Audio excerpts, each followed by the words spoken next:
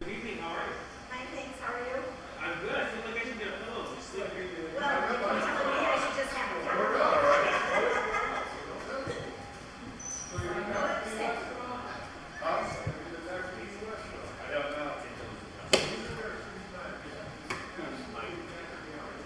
Oh, that's great. I haven't been in a while. I'm actually going on vacation to Texas this year. I've always wanted to go. And yeah, we're gonna do San Antonio and Galveston and Dallas. Take the kids to the Space Center in Houston. Yeah, no, we don't want to get down that far, but we're gonna make it to the ocean to Galveston. I remember worrying about Galveston. That's right.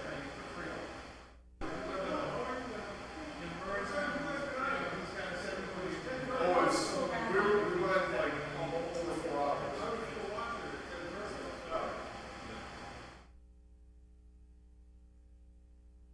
Well, no, there wasn't one last night. Last night was ordinance committee. Like Monday night. Yeah, that's right. Yeah, nice.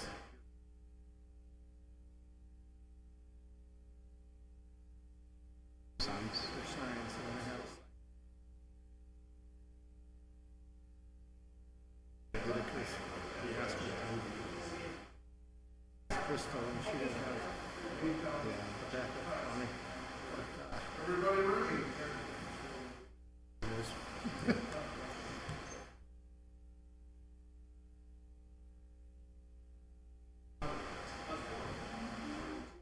I wanted to go to that pool meeting today. I had to send Ryan. Oh, yeah. I know it is.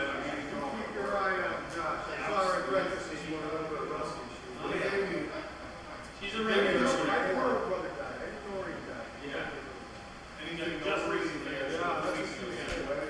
They didn't have a service.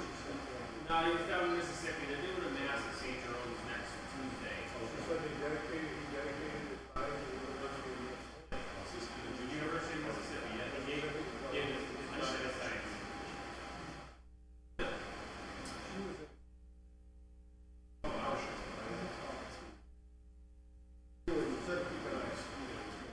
As always. That's why I said, you don't have to. You can spend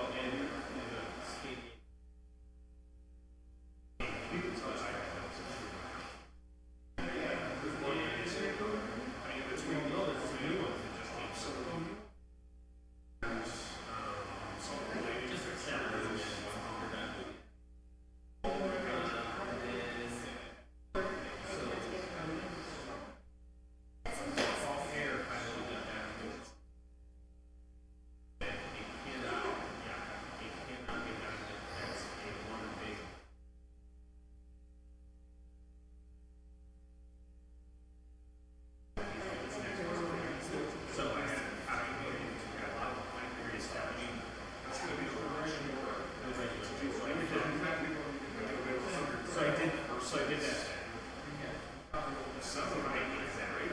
And actually, I had a new remote.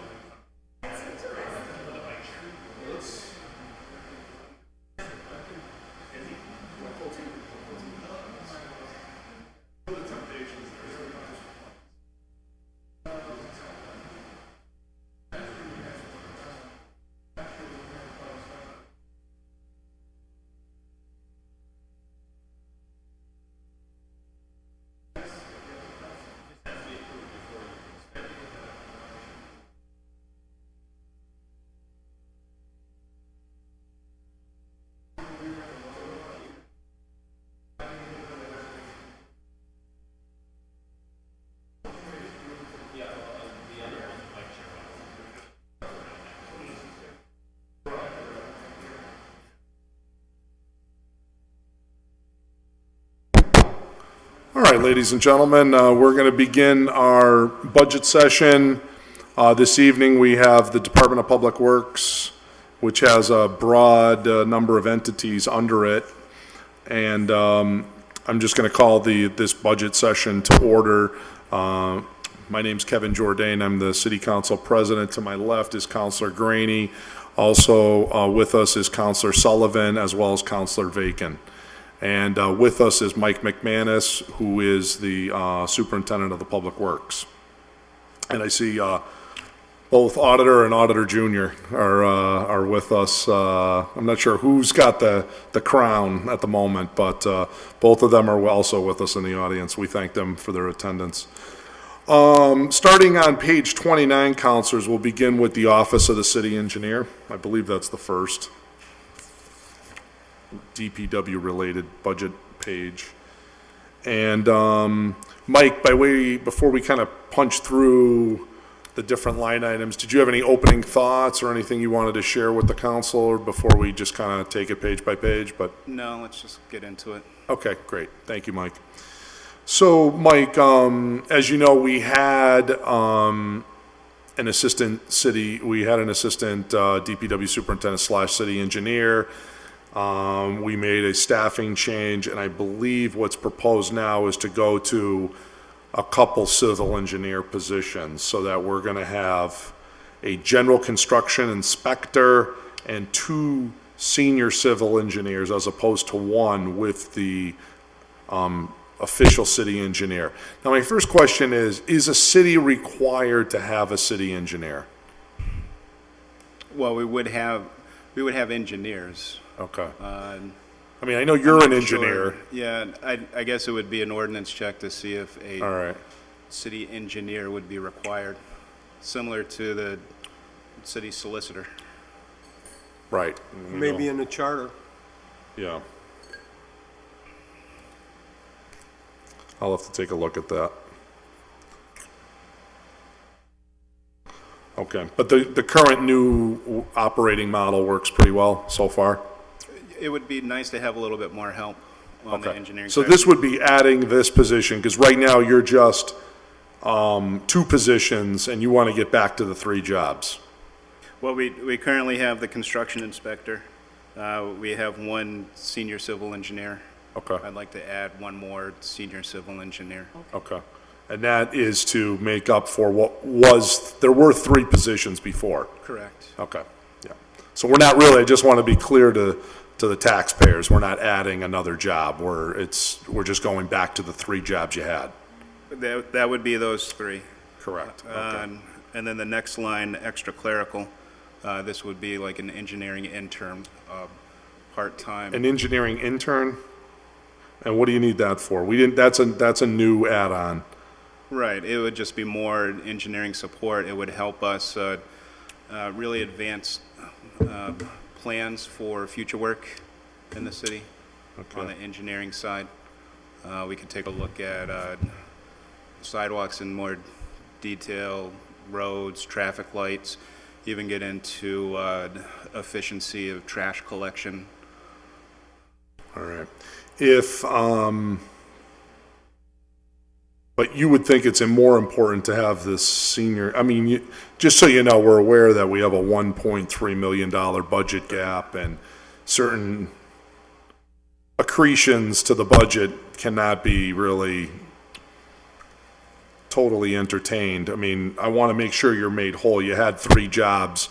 I'd like to make sure you keep your 3 jobs, but So if I had to get rid of one, it would be that extra clerical. yeah, okay, thank you. And 1,200 is the longevity pay.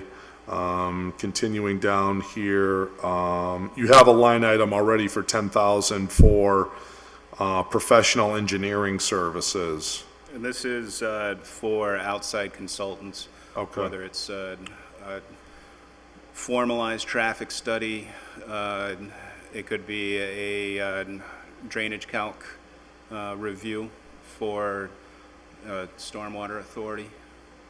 Okay. There's a broad scope of engineering services that we could look for. Sure.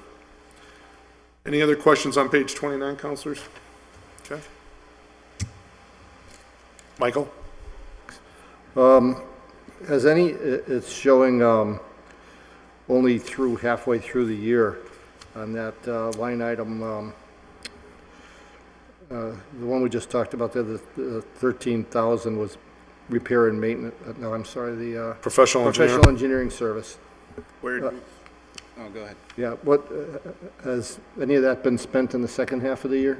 We're currently at 8,800. 8,800, okay, It's been thank you. spent. Well, do you have more bills coming in before the end of the year? No, I don't believe so. Okay. And it looks like the mayor already cut you 3 or 4,000 already there.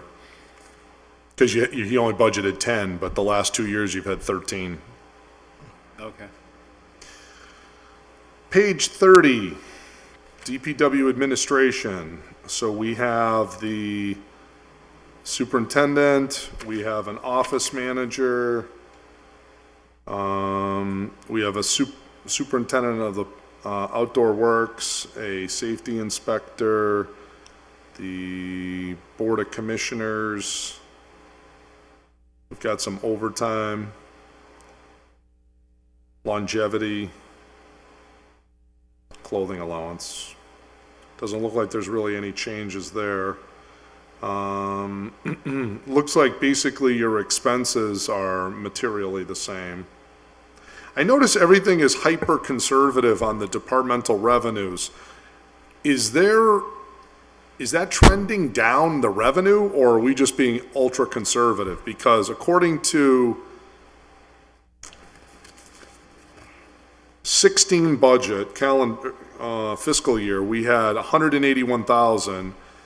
This year, we're looking to do even better than that, probably on pace for 200,000 plus, and now this year's budget, we're only projecting revenues of 98,000. So we've lost the license for the geriatric authority Okay, from that equation, so that was, I'm not sure if it's 60, Okay. whatever the sheriffs were All right. paying us. Counselor Graney. Yeah, just quickly, line item 51101 shows 76 grand, 76,368, 632.17 of this year, and it jumps to 84 grand next year. That's about a $9,000 hop. I think that's because it wasn't all the way full all year, that's why. Because it wasn't funded all the way with Bill Yeah, being partially gone. they were So- paying Bill under a contract. So the to him. position calls for 84, is that? That's what he's currently scheduled. Bill was making a little more. Bill was making about 86 and change. And they're paying Mike about 84, I believe, right, Mike? A little under 84. Just a Okay. little under 84. Okay. Just for the record, Counselors McGivern and Tallman just joined us. Any other questions on page 30, counselors? Hearing none, moving to page 31, city property. This looks pretty similar. I noticed that you don't have a temporary seasonal worker line anymore. Is there a reason for that? I'm thinking just because it wasn't funded previously, so. We gave you $5,000 this year. There was no request.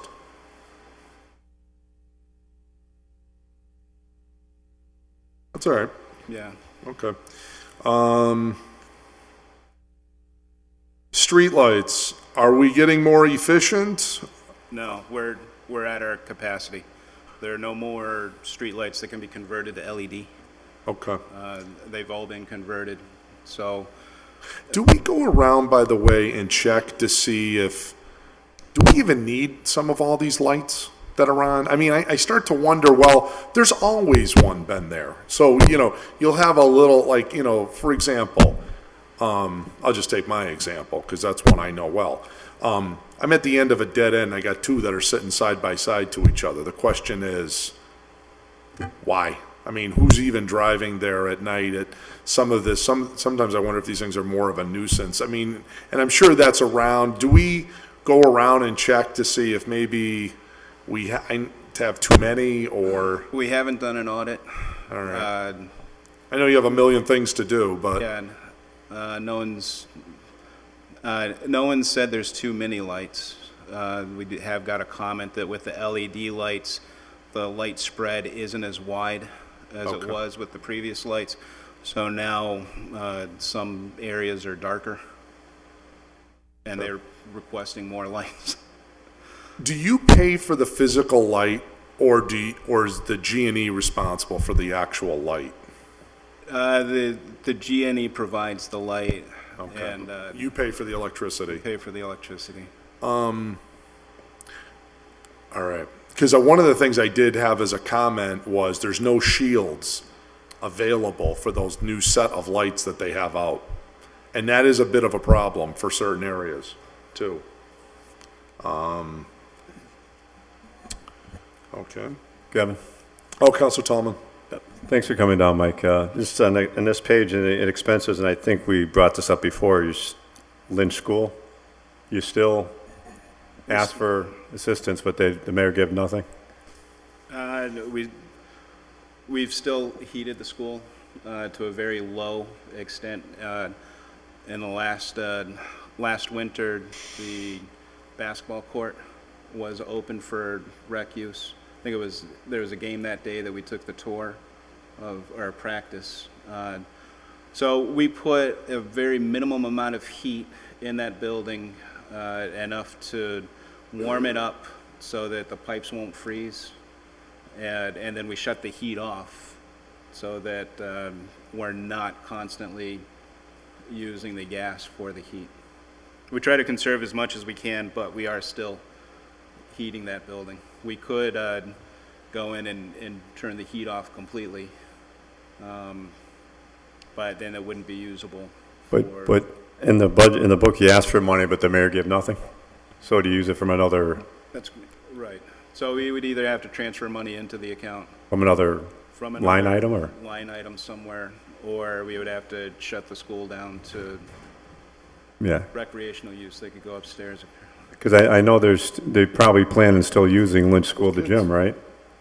As far as we know for this coming year? The plan is to continue using it. As long as the city owns it, it's a good gym, and we could use it, the city could use it.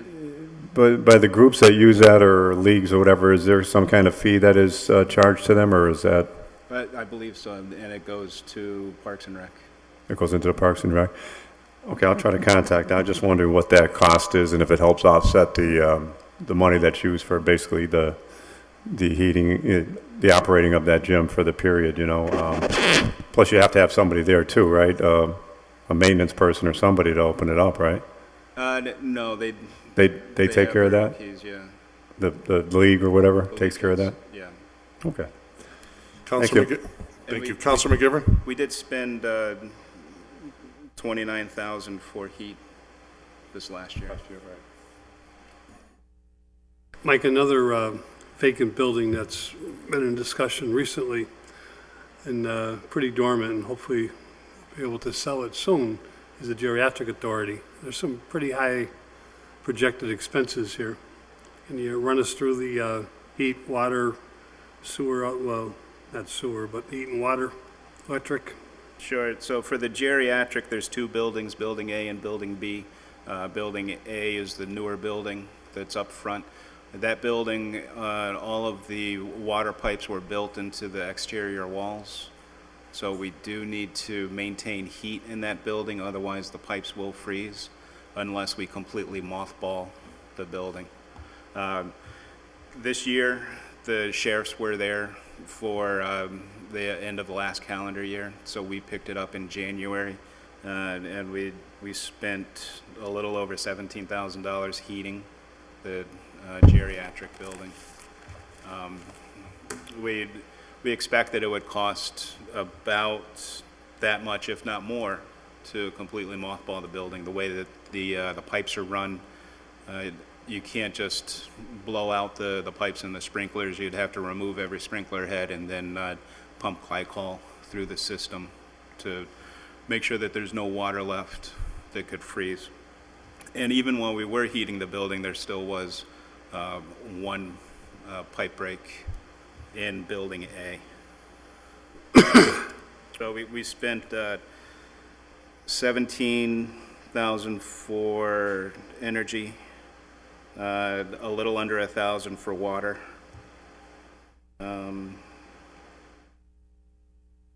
For water and sewer.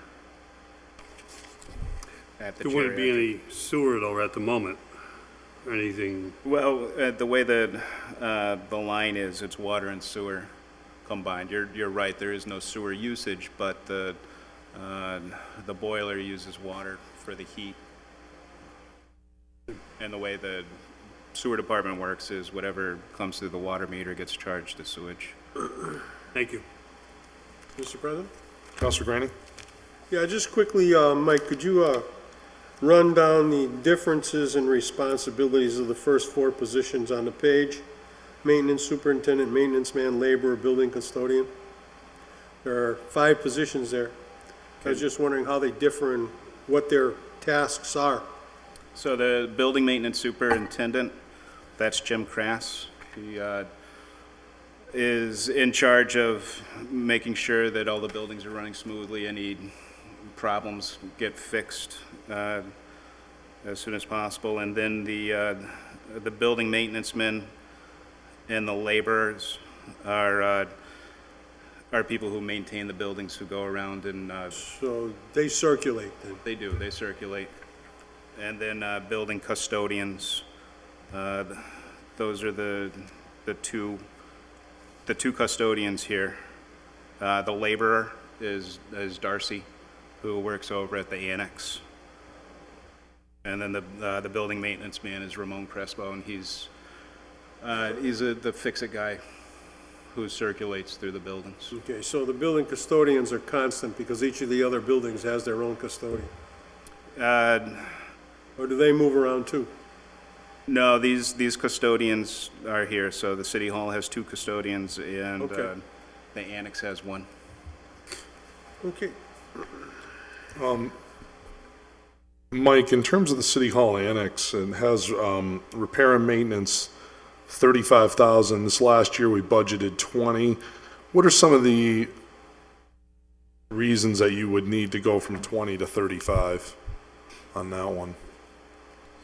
Well, the annex is an older building. It needs work. There's issues with the skylights, with the roofs, the elevator, the HVAC system. But that would be all under a bond. I mean, you wouldn't do that for 35 grand, any Well, of those? this is more piecemeal. This is as it breaks, Okay. we fix it. Okay. The bond would be much larger than the 35,000. Oh, I would imagine, yeah. Are we getting close to figuring out what we're gonna do? I know there's some discussion about 57 Suffolk Street, the annex, the future of the 2. Are we getting to a point where we're making a decision on all that yet, or? I haven't been brought into those conversations yet. Okay. Yeah, Councilor Tomlin? Just a point on that remark, Mr. President. I think the other night with Anthony Soto here, it sounded like that he he was waiting on the council to make a decision on what we're gonna do. Remember, we had those like 8 choices, and I think the DPW should definitely be included in those talks, but they wanna do something, and they're going from 4 to 2 floors. But that might be something down the road. I think that's something the mayor has to bring out to us, what we're gonna do, because I think a lot of us felt maybe we buy the building and then have the annex move over there. Right. That was one of the options. And then there was 4 or 5 others that are maybe a little bit more costly. But I think, you know, as we speak tonight, that we should get going on those talks. But it sounded like Mr. Soto is waiting for the council to make a decision on what direction they want the school department to go, because I think we should start moving on that soon. That's in finance, isn't it? I think it is, yes. So what's the current posture of the finance committee at this point? I think the majority of us seemed like we Mr. wanted, Vice Chair, we think we wanted to stay right there and possibly have the annex go over there. Stay right at 57, and buy the acquire building. the building. Inquire the building. And I think Okay. that sounded like the most reasonable, but I can't speak for everybody for finance, but I think at least 2 or 3 of us stated that might be the best move, so. That sounded to make the most sense. Yeah. Okay.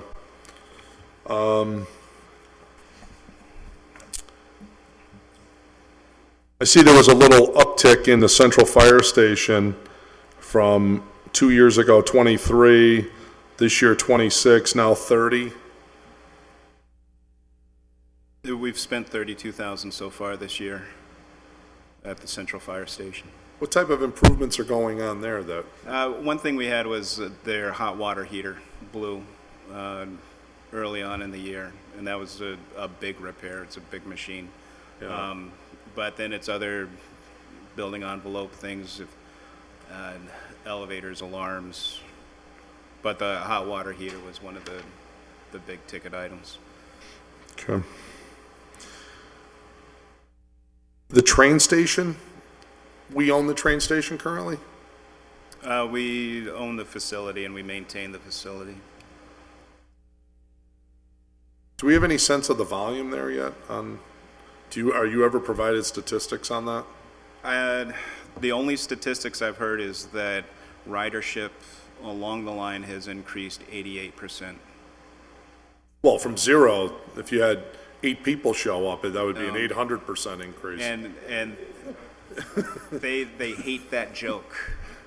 Huh? When you tell the planners that, they absolutely hate that joke. When you have a baseline of 0, anything is, right? Exactly. Yeah. So let me just understand the financial arrangement there a little better. They paid for everything, and then they handed us the keys and say, you go maintain it? Is that? I believe so. And It was grant funded? Okay. Okay. All right. So now we just have to maintain it, and it's about $500 a month to maintain it. we mow the grass, shovel it when it snows. Okay. I would be interested if we ever get any statistics on how many people use that, though. That would be kind of interesting. When you have a moment, just forward along an email if you have a minute. Counselor Sullivan. Yep, thank you. Mike, I don't know if this is for you or for the auditor, but are we that far behind in paying our bills? The expenditures, through halfway through the year, are we more than a month behind, or are we 60 days behind, or what are we? I mean, because if I extrapolate these numbers out, we're coming up hundreds of thousands of dollars shorter unless we're sitting on a lot of unpaid bills. There's a lag from when gas and electric generates the bill, sends it to us, and then we process it and pay it. We don't sit on bills. Yeah, I mean, is the lag 30 days or 60 days or 90 days? I think it's typical, the same lag that you have at your house. I don't have much of a lag, and I pay it in 10 days and take the discount, so it'd be 40 days, I guess, if you could look at it that way. I know that it's roughly 45 days behind from the date shown and the expended through. All right. Well, I mean, When we're in October, we're getting August and September bills that we're paying. all right, so I mean, even if we were 60 days off on this, we'd still be running well below the 400,000 the mayor budgeted on just streetlights. 346. City hall expenses, et cetera. Yeah. For the streetlights, we've spent 420,000. We've already spent 420,000? Correct. So the bill must have came in after January 1st, because Right. this column only reports the first 6 months of payments. No, I'm, right, and even if I take the 120,000, add a couple of months to it, I'd be at 150,000. But that 120 is also for the summertime months. We have to pay for the winter months when the nights are longer. Yeah. Do we get a special good rate from the G&E for the power? Are they paying the same as are we paying the same as like the residential rate? I'm not sure I can, You don't get a rebate from the genie. You don't get a break. We should look into that because, the G&E, they get a sweetheart pilot deal with the city. And way back, I mean, if you go way, way back, there was historically, the city was supposed to get free power, Mr. President, the goose egg. I think that there's a law where they can't give a discount to a municipality. I somehow remember that. Yeah. Somewhere that they cannot give the municipality unless they give it to the citizens as well. I think there's something out there that states that. I'm not sure, but it's on the book somewhere, I'm pretty sure. Just at some point, we should take a look at that, but, I do know we always the get G&E is discount. doing really well financially. I mean, more power to them, but sometimes I wonder if they lick the plate a little bit, and if we can grab those pilots, we don't really renegotiate. I mean, how often have we asked for more money on the G&E pilot? No. But I bet you the value of their property keeps going up and up and up. Something to think about, auditors. That should be sniff tested once in a while by an outside appraisal. Yeah, because they got a lot of really valuable stuff. You add a third wheel over at the dam. I mean, that costs umpteen million. They get a grant. Well, what's the tax value on something like I gave the old man a that? nice plug up there when I gave my speech. Okay. Kevin? I gave four. Counselor Sullivan. Yeah, so just to continue on, if we've already spent 420,000, and we've got a lag going of 45 or 60 days, I wanted to make sure that those Then- guys got credit. we've got another And Morris, Sonny, always 50,000 came or across so with in the bills funding. coming in? And your dad worked very hard to build that building, so I wanted to make that clear in my speech. I know we can't add to the Overrides? budget, but it's not, if we're already at 420 and it's gonna go up, and the mayor's only budgeting 400, it seems to me there's a bit of a One extreme or the other. It's a Yeah, spot that'll gap be there. tight. height. Or we'll have to move money into the item in order to pay it. And we'll move that money from free cash? No, the goal is to do it within the existing budget. They'll start sliding it around among the line items and the expenses. They can do that without us, Yep. as long as it doesn't come from personnel. All right. But of course, we have the new personnel to personnel law, don't we? That stops the transfers among the salary lines. They're not allowed to do that anymore. They can do it still on the expense side, though. We didn't preclude that. Anything else on page 31? Hearing that, going to page 32. not a great deal here, other than to say there was a pretty dramatic cut in your professional services. Looks like you requested a lot less, or did you just do, over budgeted last year and you didn't really spend a lot?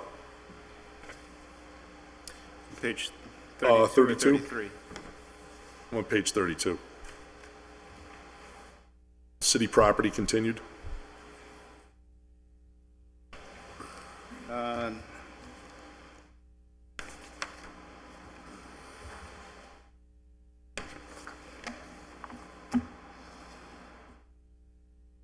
For city property, the personnel services was 211 and change last year, and it's 214 and change this year.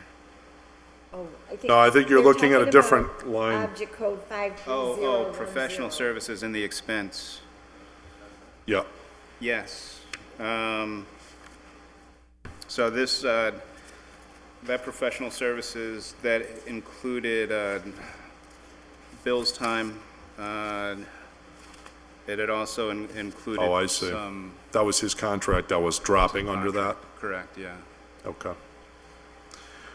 So what besides Bill Fuqua would we need for professional services? I'm assuming that's gone now, correct? That's gone, yeah. Okay.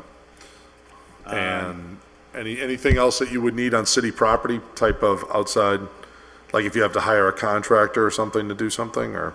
When if we hired, like Cody to come in and work on the HVAC system, that comes in under the R&M. I think with this line item, professional services is where the auditor, the outside auditor, was being paid for. Outside auditor? Outside auditor for what? It's the Heath. When I looked at Munis earlier today, and I saw a line item for auditor and for bill. Okay, so we don't know. I'd like to, if we're gonna have any auditor services, that should probably come under the auditor's budget. We may wanna put a pencil mark through this one, and then revisit that one down the road. Okay. I think it's for the I mean, I can find out what historically it was. Yeah, if you wanna email us some further explanation on that line. Yeah, I'll do that. That would be good to know about that 20,000. Okay, page 33. Yeah, I got some questions on that. Okay, on highway and bridges, Counselor Graney. Yeah, just a couple of questions, Mike.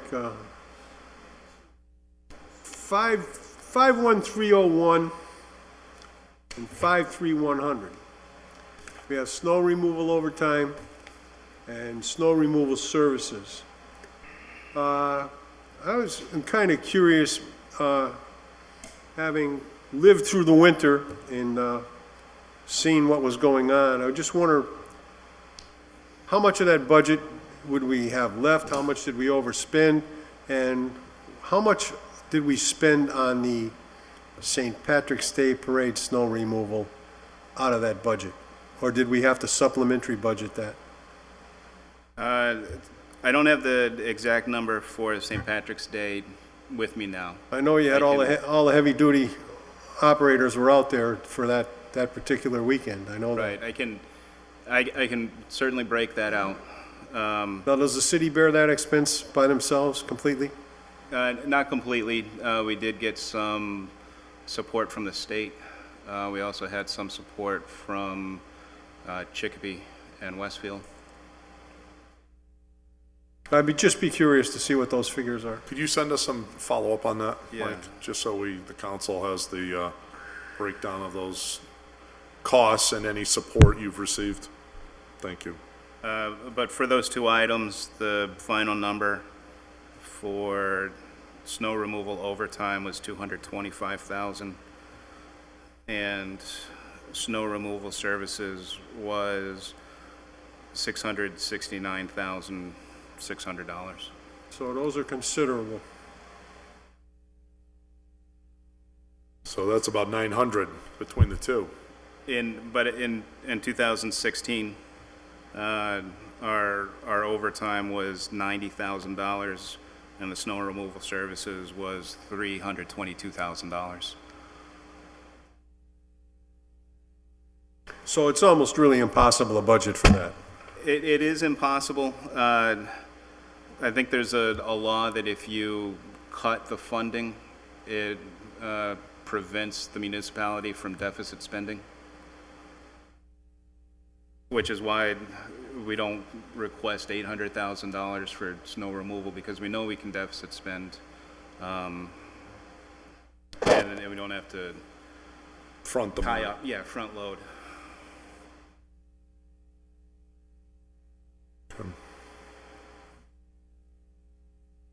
Mike, I wanted to ask you about heavy motor equipment operator.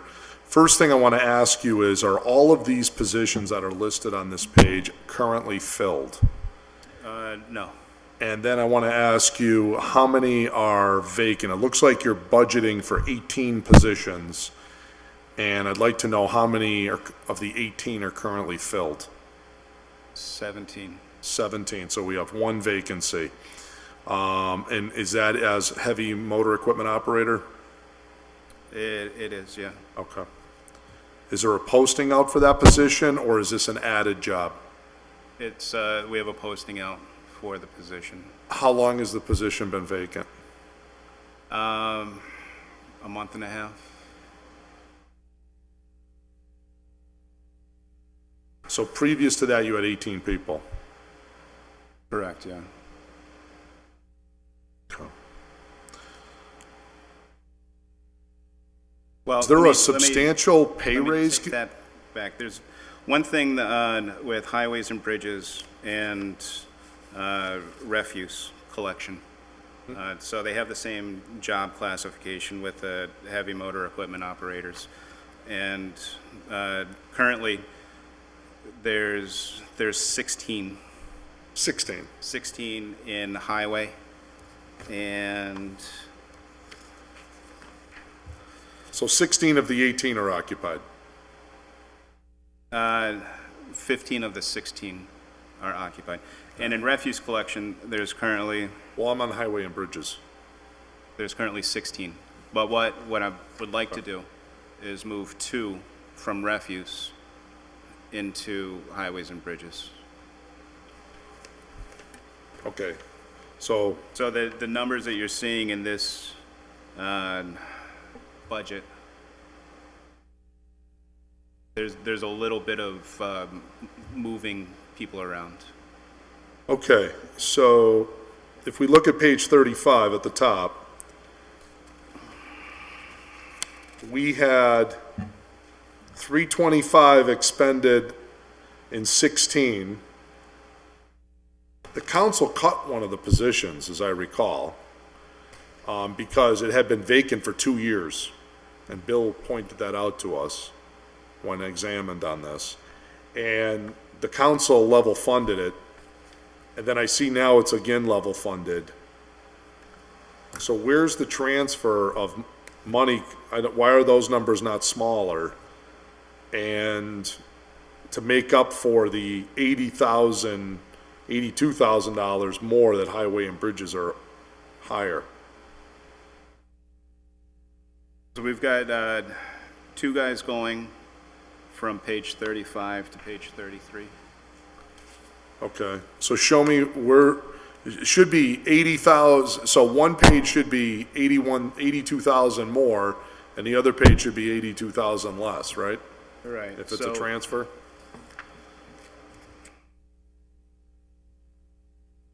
So page 33, we're going from 850,000 to 930,000, which Yep, is the I see the plus $80,000. 82, yep. Now, where's and the then- minus 82? On page 35, we're going from 700,000 to 660,000. Okay, so like I So- said, where's the minus 82? But we've got pay raises that are part of the union contract, the longevity increases. Longevity's on a different pay line.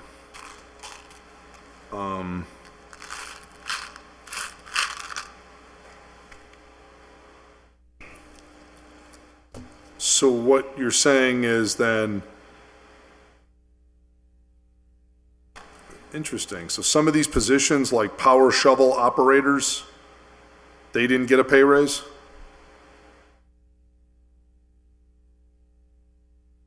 The foreman didn't get a raise? Looks like the foreman's minus $1. Yeah, it does.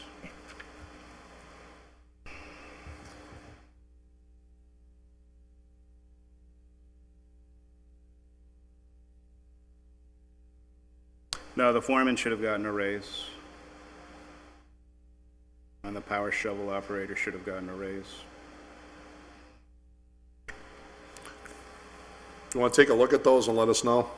Yeah. So we're still between the two departments, we got 2 openings though, correct? And one of those is posted, Between the two departments, merges, there's 3 openings. 3 And openings. 3 are posted. 1 in trash, 2 or in trash. refuse, 2 2 in in trash, Right. and 1 on highway. Correct, Okay, and all 3 are posted. correct. And how long have all 3 of these been vacant? Again, it was within the same, Like all 2 2 months or months. less? 2 to 3 months. The 2 people on refuse, they were on long-term workman's comp, Okay, and we were able to push them out, which is Okay. why the vacancy came up. okay. So those hadn't been occupied, They had been occupied by somebody who wasn't showing up to work. correct? Okay. And were they being paid under some sort of, were they being paid out of their salary line as an injured on duty, or was it, were those work-related injuries? They were. Okay. All right. But in having those 2 people out in refuse, since refuse needs to get done at the end of the day, refuse borrows people from highway or parks or wherever in order to fill the trucks so that the work gets done. Right. So by filling those spots, it'll allow the other departments to do the work that they need to do. Okay. So there's no new positions here? No. Okay. Any other questions on page 33, Counselor Tallman? Yeah, Mike, I'm getting what Kevin's giving at the heavy equipment. Seems like was about 81,000, so that's 2 positions, not 1. So you went from 13 to 15, right? On 51104? Or is that for 13 people?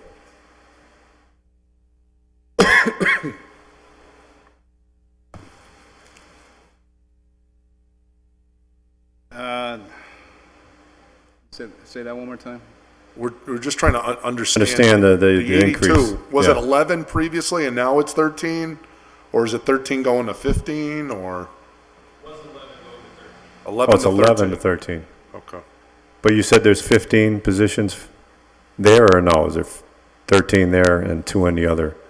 There's 16 currently, and 15 are open, and we want to move it to a total of 18. So going from 11 to 13, so there's 11 positions, 10 are currently filled, 1's unfilled. Okay, so you'll go from 16 positions to 18 positions if this is approved. In highway, yes. In highway, okay. So it went from 11 to 13, so that's 2 jobs, so they basically about 40,000 2 jobs, yeah, Just into there. shifted. moved over. Okay. And what is their basic function, those 13 or whatever? Did they do a little bit of everything, or did they do the refuse too? Because it seems like the refuse is, and recycling is, those are where there's shortages, right? Right, so some highway guys will get pulled onto recycling and the refuse, if needed. When their normal jobs include putting up signs, painting lines, filling potholes. Potholes and stuff, yeah. picking up dumped furniture, mowing, repairing berm, maintaining the flood wall system, putting in the stop logs.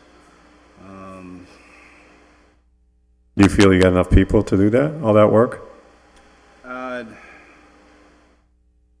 Well, it would be nice to have more, but I'd like to stay level funded where we are right now. Right. Okay, because I mean, any of us know that it's probably one of the most important departments is the Department of Public Works. They get most of the work done, and I know the budget is high, but for people that, need stuff done, whether it's berms or highways or streets or sidewalk, berms, Right. like grass cutting, it just seems like that's an important function that sometimes seems like we don't have enough people to do it. And I know, you work with what you got and make the best out of it, but And if we had more guys, then we could do things like sidewalks. We could do other repairs. One thing that we did in-house recently was the McKenzie Fieldhouse demolition. We had Kern come in and knock the building down, but our guys were there as well. No, we finally got that down. looks good. Yeah, it was a good job. I just want to commend you and your workers, the work they do day in and day out, because I see them out there, and it's a lot. Sometimes it looks like the plate's too full, but they knock away at things, and I really appreciate that. The entire field looks great, Mike. Yeah. The whole To complex. Counselor Tallman's point, I mean, we wish we could add on all kinds of jobs. Well, unfortunately, we're in a negative situation, so we're just trying to make sure we don't cut any jobs. We want to preserve these resources you have. Counselor McGivern. I'm not sure, Mike, if it makes a difference, but when the fiscal 2017 budget came in, it listed 10 refuse operators and 12 of the highway and business. The dollar figures look similar from the middle of the year, but it could have been something that took place throughout in the middle of the year, I'm not sure. But I know you're trying to balance out whether it's one or.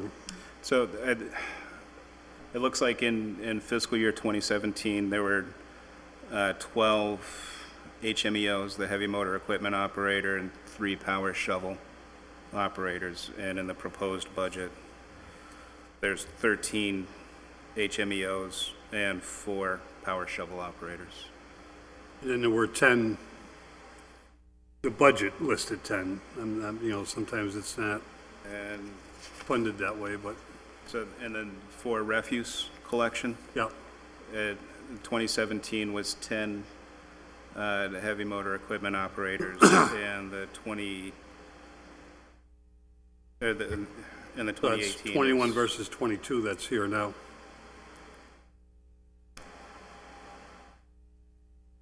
has 2 less from last year.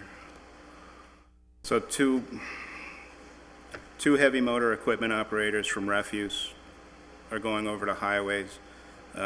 One's would stay a heavy motor equipment operator, and one would get bumped up to a power shovel operator. Refuse collection, do they still operate with the incentive if they get their route done, they go home early?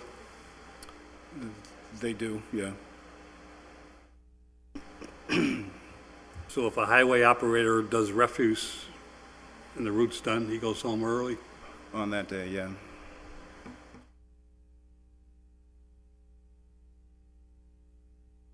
The refuse guys, they also collect the yard waste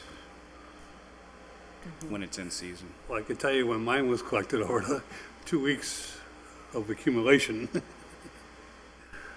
They There are, get picked up. yeah, there are times where the yard waste falls behind.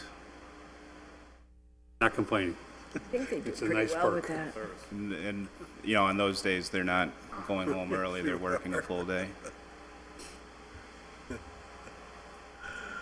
In the refuse is the recycle guy, right?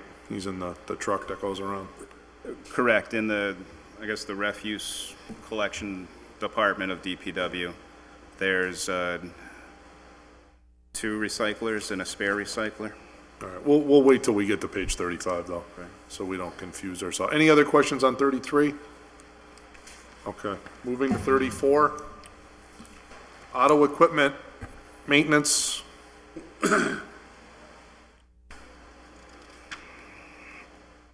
Looks pretty status quo. All these positions are occupied? Correct. And the only change is for the foreman.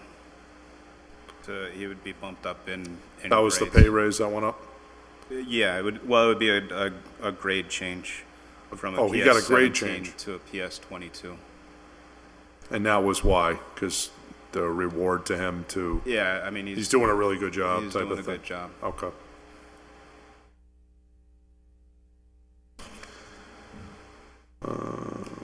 Repair and maintenance is our vehicles, right? The city vehicles?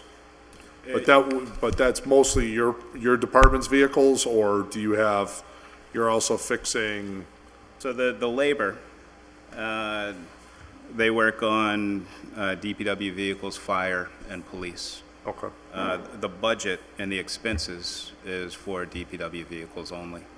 Fire and police have their own budgets For their- for parts. for parts, okay. Yeah.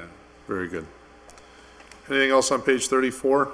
Hearing none, going to 35, refuse.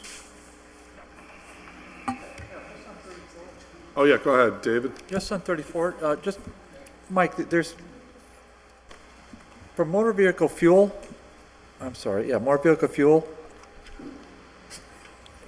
why is there that kind of an increase?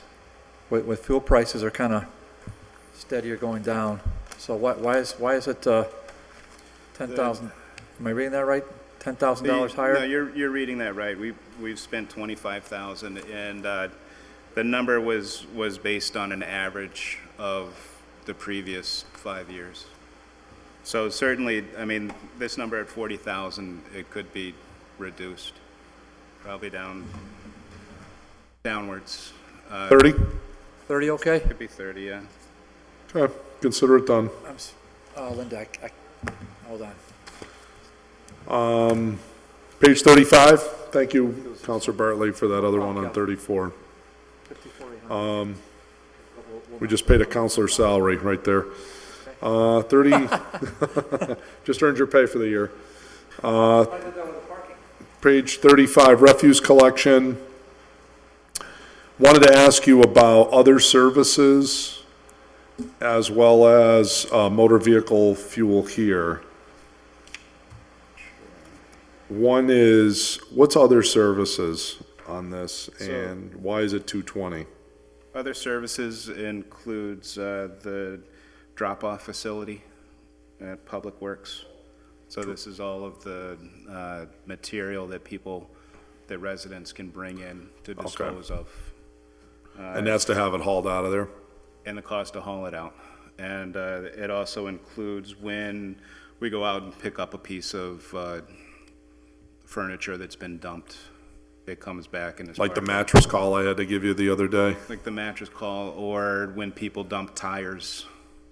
I can't believe these geniuses that, go around and they say, now there's one up on Brown Avenue, not my ward, but in my former incarnation, you got somebody with a couch out on the tree belt and a jet ski, and that's sitting out there. That looks like hell. That's totally illegal.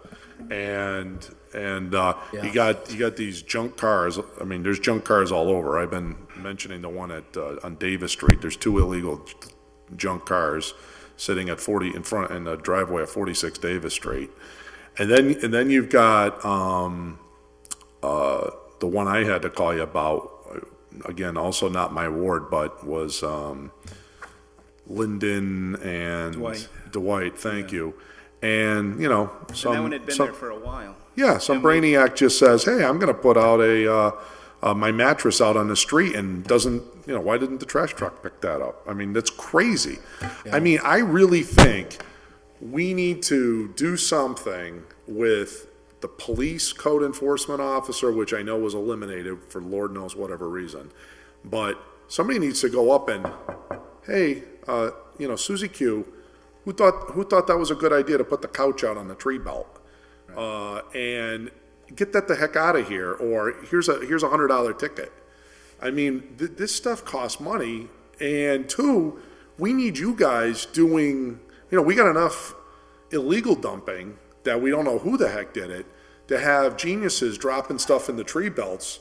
I mean, these people really need to know better. I mean, And we do notify them if it's obvious that the dumping belongs to somebody. yeah, We will try to notify them to say it's not appropriate, but it's when you have a mattress on the corner. Yeah, and it's- you have no idea I know. who brought it there. I know. Well, Mike, who's "we"?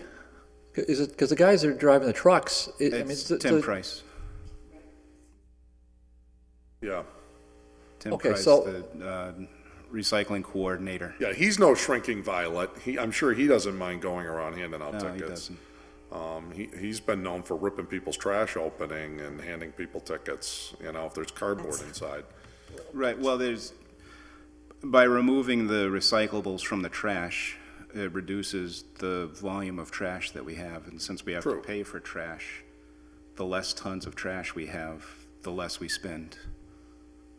Is there a thing in the union contract about size of the trash barrels? Because sometimes I wonder if the city's a little bit too strict with some of these rules. I remember one time, I went to Home Depot, my barrel was busted. Because they have a shelf life, everybody knows, right? Nobody expects them to be super gentle with the barrels, but I buy myself a new barrel, and it's not the 35-gallon barrel. It might have been the, 42-gallon barrel. Come out, orange sticker, too heavy, sorry. And then, so back to Home Depot, and I go get the 35-gallon barrel. I mean, it's not a big deal, I'm not complaining. It's just, are there actual rules on this stuff, or? It's a weight limit. It's Okay. 35 pounds. That's where we cut it off. And the reason is because these guys were killing themselves, Okay, lifting, 60-pound Barrels. trash containers, barrels. And then, they used to be, when it was in the alleys, the trash would be in basements. They'd be hauling up these heavy barrels to put them in the truck, and they're blowing their shoulders, their backs, their knees. So it was done to cut down on the amount of workman's comp. okay. Makes sense. So, Kevin? Counselor So Bartley? Mike, just to your point about, Tim does his job pulling recycling out of the trash, and, your point that reduces ultimately our tipping fee. So in your budget, or the mayor's budget, there's an increase because I get these calls constantly, and the blue bins are fine, but people are pretty heavy recyclers, and they'd like to have the ones with the wheels on it. And so, do we increase our budget to purchase more of those so that we can get those out to the public, or can we find a way to expedite to? Yeah, one thing that we'd like to do is to try to set up a revolving fund. My understanding is there used to be a revolving fund with recycling where the money that we get back from recycling would go into this fund, and we could use that. We've passed orders on this body to do that. Councilor Breslin's done it. I've done it. So where are those? I don't know. Before his time. If we could set it up, that would be a great way of getting a chunk of money in to buy the bins that we can get out So to the Mike, people. you can contact President Jourdain. I'll co-file the order with him to set up a revolving fund, and we'll do it for Tuesday's meeting. So why don't you get that squared away with the city finance team or the mayor, and we'll start the process for Tuesday. So email it. Well, they'd have the mayor and the auditor would have to introduce it to make sure it's right, but we Well, one of us has to. You could put it under my name or You David's put it under my name, name. yeah. Happy, Councilor President's done that before. I know he has. But we'll do it again. And fine. I mean, we've had some debate about revolving funds for certain things, and some councilors like it, some councilors don't. But I mean, for something as targeted as this, and especially when you make the argument it's going to actually be a financial benefit to the city in the long run, for sure, by having more recycling bins. I mean, is that not a bad argument, Bellamy? Josh? I mean, we've made them here before, for years. Danny's definitely done it. So if you're serious about it, let's not just, think about doing a revolving we've fund. had Well, I mean, let's conversations. do it. Okay. Mr. President, Counselor Bacon? Thanks. And just to follow up on that, it was probably around 2 years ago, maybe a little bit more now, when I was chairing public safety, we had kind of come to an agreement that we would do a soft pilot program for the people who wanted the larger recycling bins, because that's been a repeated thing that people on occasion call for, particularly the people who are out on Southampton Road, the wind's blowing, they're recycling all over the place, so they want to contain it, or they think they have a similar amount to the other neighbors that got large ones, and they have like 3 small ones. And it just seems like, on the one hand, we want the people to recycle more, but it's been a little difficult for them to get a hold of these. So at that point, we had the agreement that we'd try it out informally, because the concern was that there'd be this huge demand that would exceed the ability to give out the larger bins. But I had no sense that that ever really happened. You know, a huge demand. No, there is a large demand for the bins. Tim Price has a very long list. The smaller bins or the larger bins? I would say both, most likely. Because the new rule, because of cost, was you had to bring your broken one down to get a new one for free, which I believe was sort of a standing thing for a little while there. Right. Because there was some people, the question was, you know, are these things even being used for recycle? Some of those smaller ones are kind of nice. You could, you know, serve other purposes than recycling, quite frankly. Right. Mr. President. It's like So the nice cargo things that the post office have. They used to rack the mail, right? Yeah. Those, you see those around. And when one of So these, to that point, if somebody has one that they don't need any longer, can they just call up and get it picked up or give it Right. to somebody else? absolutely. Oh, yeah. Yeah, sure. We're generous people. And when these go out, they go out in pairs, because you have one bin for paper and the other for cans of President? plastic. So each person's getting 2. Okay. So is the list as long as the temporary speed hump list, or? It's longer. So what would it? And Tim also vets these people to make sure that they really do recycle, and that there is a need for them, because there's a limited supply. Right. Well, as long as it's not the same people that are throwing the recycling in the trash because they have a small bin, then we're all good. Are they taking notice of people that don't ever recycle? I mean, you're at a house and, I mean, this house has never put out recycle in years. I mean, does somebody take notice of that and ask why, or knock on the door and say, hello, Mrs. Jones, you know? Tim does. Good, okay. Counselor Green? Yeah, just quickly, you know, these guys that are doing this type of work, I just want to give a shout out, because they do one heck of a job. I've been in this city for a long time. These guys are there, they're on time. Every week, they haul that trash away, and they're good. They're good at what they do, so compliment these guys, Mike, because they do a good job. Thank They you. really Oh, do yeah. a super They're job. good And out that's a tough job. in our area, And one of too. the things I love about Holyoke is our weekly trash pickup. Yeah, that's. You know, and there was, you know, back, say 20 years ago, they did, well, let's go to bi-weekly trash, and that would have been a disaster, and it really wasn't much of a savings. In terms of the stuff that's down at the main barn, where people drive in, show your pass and whatnot, who are we paying to have all that stuff hauled out of there, if you recall?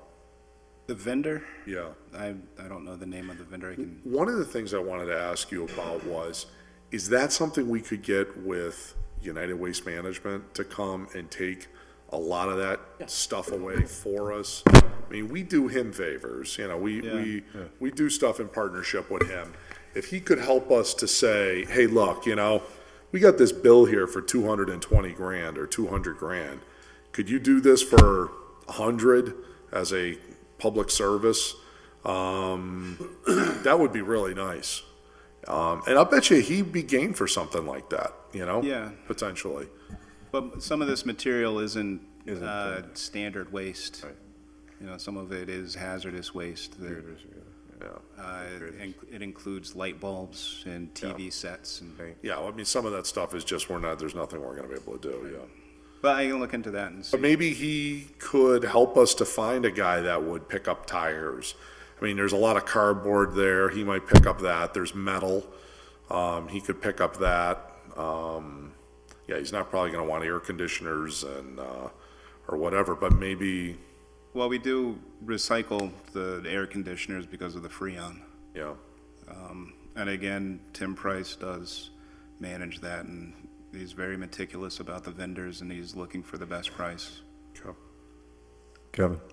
I see that there is a 13,000 increase for this year. Is that needed in that regard?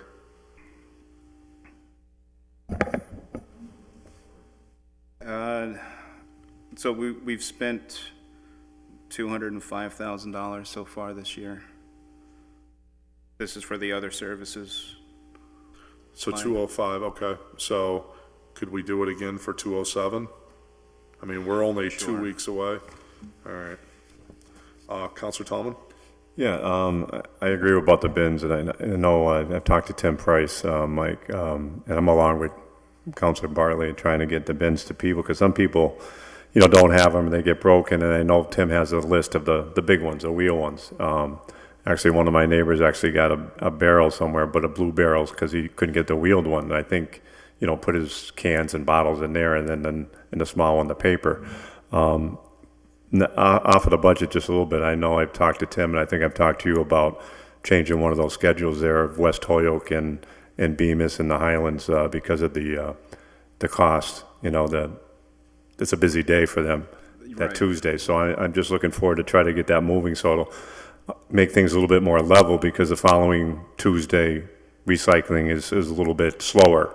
So, through you and through Tim, I know, especially West Holyoke up in that area, sometimes we have to wait a day, and that's where the problem, and Tim mentioned, where stuff can get blown around. Right. Especially the papers, in that area. So, as soon as we can get that going, I'd be happy to help out any way I can. I know he has to let the residents know, and they wouldn't lose a week. They would just do a week and then do the following week and then get back in a 2-week schedule. Right. So And that's part of the, looking at the efficiency of operations and trying to rebalance so that there aren't these peaks and valleys. Right.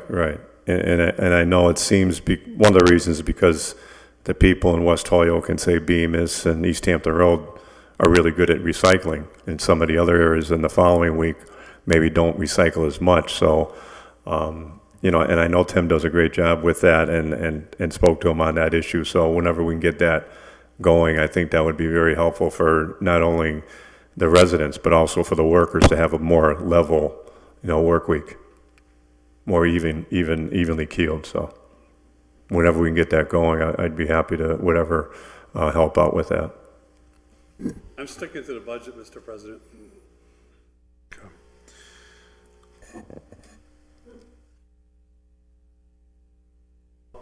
Next. He's smiling. I'm all right with it. Next thing I actually wanted to ask you was, you have a couple, just things that are just growing a little bit. They're just growing these little sprouts of extra money. I wanted to see if we could trim those back to level funding. One was landfill contract, 647, 398 was budgeted last year. That kind of just grew into 650. Could we go back to level funding on that to $2,600? So we've spent $590 so far. We've still got this month. Okay. Our terms are up this year, so we're going to have new rates moving forward. Better or worse? Worse. The expectation is the rates are going to be going up. Other communities are paying higher rates than us right now, so.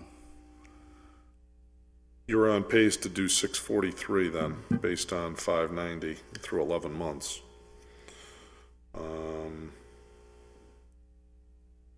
Again, we're trying to find this $1.3 million. How about this thing on the hazardous waste? That went up $1,000. Could that go back to 3,000? We've spent $3,600 so far this year, and those are 2 hazardous waste collection days. They're very popular. We've Okay. got people lined up All right, And we'll leave that keeps- alone then. It keeps it out of the trash and the Yeah. That's Those are fine. good. backyard. All right, I just noticed that it did go up 1,000. The other question is on motor vehicle fuel. Yeah, and What have you spent on that? Because for the first 6 months, it was 12 grand. 66,000. I'm intrigued by the disproportionate amount of spending that, it's like, for 6 months, we spent 12 grand, but for the last 5 months, we spend 50,000. How accurate is these budgets? I know it was, when I checked Munis 2 hours ago, we were at 66,000 66 on fuel? on fuel. So could we go to 70? 70? And so the 12,000 that was reported through December, it's my responsibility to generate the fuel bills. So we get the fuel bills, I figure out which department did what, and it took me a little while to get up to speed. You got caught up. That's fine. All right. Could you do 70 if it's at 66 going into today? I believe so, yeah. All right. So maybe we'll go with 70 on that. Okay. Anything else on page 35? All right, 36, municipal parking facilities. We have one employee. Basically, all your expense lines are comparable. Do you think we're really on pace to spend the 178,500 this year for management fee expenses? I believe so, yeah. Okay, all right. Anything else on this page? Seeing none. Let's see, where else do we have? I know we have sewer ahead of us at some point. Let's see if We have anything. page You also have the forestry, right? Right, page 26. 26. Oh, 26, okay. So this one, I am requesting to add a position. You have parks as well, do you not? Yeah, I thought so. Okay, so 26, and we have the request to add a tree climber job. And this would really help do a better job maintaining the trees that we have in the city. So we have the forester, but he's also the superintendent of the Parks Department. So he wears multiple hats. And we rely heavily on outside contractors to come in and take trees down. So what this budget entails is a reduction in the contract forestry services and a creation of the tree climber. So the tree climber would be able to take down trees, remove dead branches, limbs, do pruning. Amen. He'd also be able to grind Wonderful. stumps. What about his what about I his? said that years ago to Bill Fuquay. No. No. That was the answer. No, we don't do it that way. Okay, Bill. He could actually take down trees too, He could take down Certain most ones. trees, certain. yeah. And those tree stumps are, I'm sorry, Joe, but those tree stumps are really just, there's a lot of them there, just need to be Right. removed. And the city has done a great job in the last number of years planting more street trees, but the trees need to be maintained. And John Tuig, our forester, he just doesn't have the time to stay on top of it.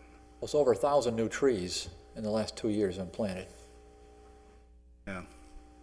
so I think it's worth a try. it's not bad.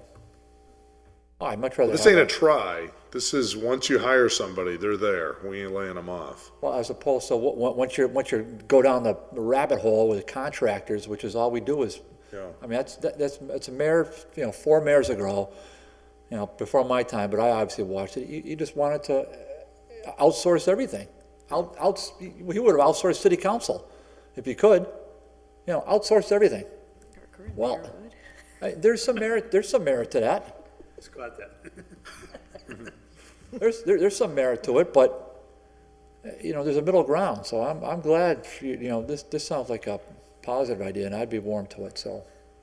I'm not opposed. I guess the only thing I want to just make sure is we understand our math here, that taking 64,000 and reducing it by 42 and saying, oh, well, there's 21 left.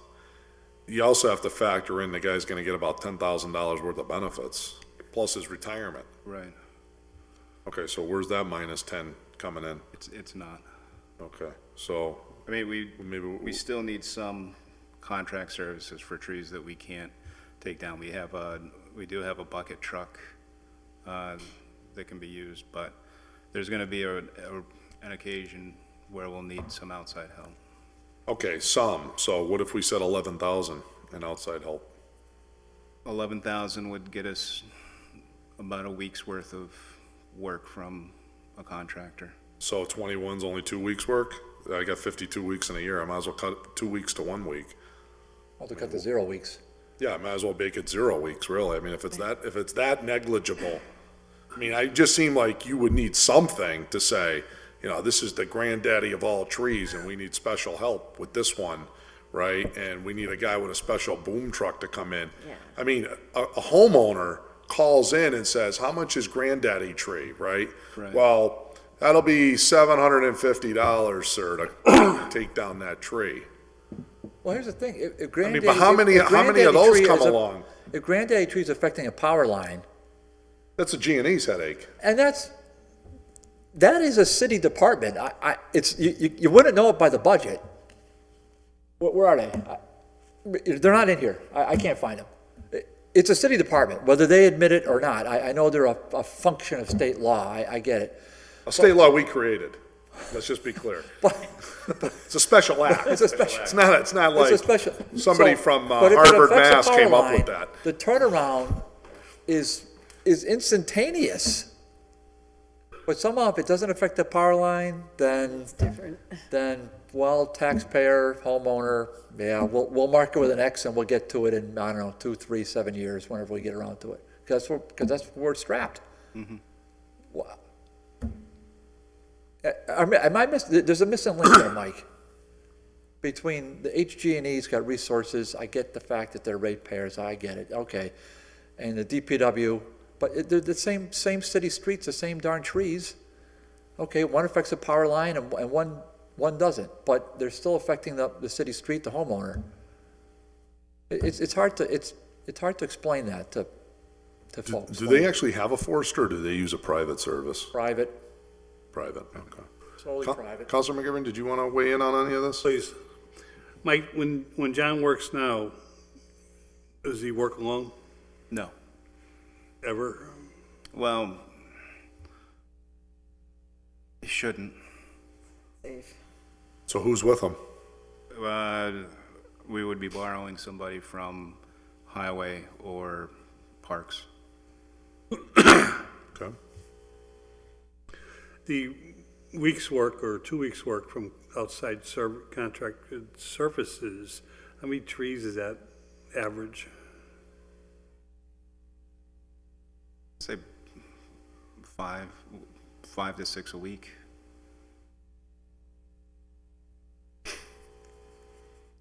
Do the ROI on that, Joe McGivern. You're down to Well, 12 trees if you- for 21,000 a tree. If you I'll ever- go out there and start chopping them down at that rate. Yeah, that means I'll pay, give me 30 a limb. if you ever needed a tree down, it's not unusual to get an estimate of $2,000. I'm gonna be free in January. I'm looking for extra work. You know, It is expensive. 21 grand now, you know. Make it 10 grand in a week, right? It's a- Trees are very expensive, and They are. estimates are the 2,000. Yeah, but when it's the city of Hoyoke, that estimate gets a little heavier because they think we got deep pockets. I'll tell you, if a homeowner called, it ain't gonna be the same price. Is there a prevailing wage on trees? I don't know.